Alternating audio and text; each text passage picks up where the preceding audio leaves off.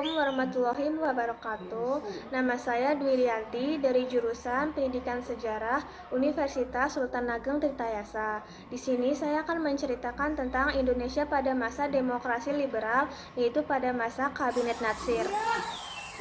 Sukiman Wirjosanjojo adalah tokoh politik dan pejuang kemerdekaan Indonesia yang juga dikenal sebagai tokoh masyumi.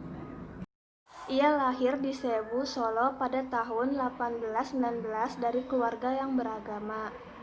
Mendalami tentang kebudayaan, politik, dan sosial, sehingga dalam kecakapannya tersebut, ia menjadi ketua dalam Himpunan Indonesia pada tahun 1925.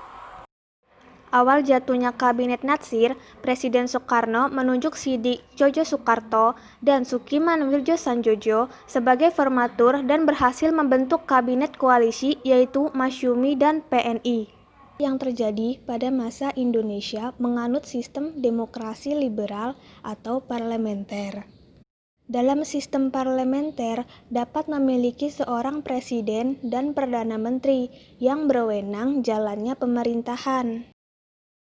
Pada masa pemerintahannya, banyak yang melarang organisasi-organisasi tersebut karena apabila organisasi tersebut berkembang akan menimbulkan kekacauan di mana-mana dan akan dianggap organisasi tersebut sebagai pemberontak. Adanya hubungan politik luar negeri yang dimiliki negara berdaulat dan adanya hubungan politik luar negeri ini bertujuan untuk mempertahankan kemerdekaan bangsa dan menjaga keselamatan negara.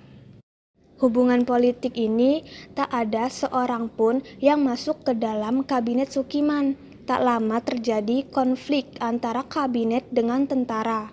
Kabinet Sukiman menjadi paling terkenal karena dengan dilakukannya usaha yang serius pada masa itu untuk Karena merasa tidak pasti terhadap PNI sebagai sekutu, maka PNI mulai mencari dukungan Soekarno untuk memenangkan sekutu-sekutu yang potensial. Partai tersebut mengikuti peranan yang kurang bersifat militer dengan memberitahu opsi pada bulan Maret 1952 bahwa melakukan pemogokan untuk menganut upah yang lebih tinggi adalah sektarisme yang mengancam strategi Front Persatuan Nasional.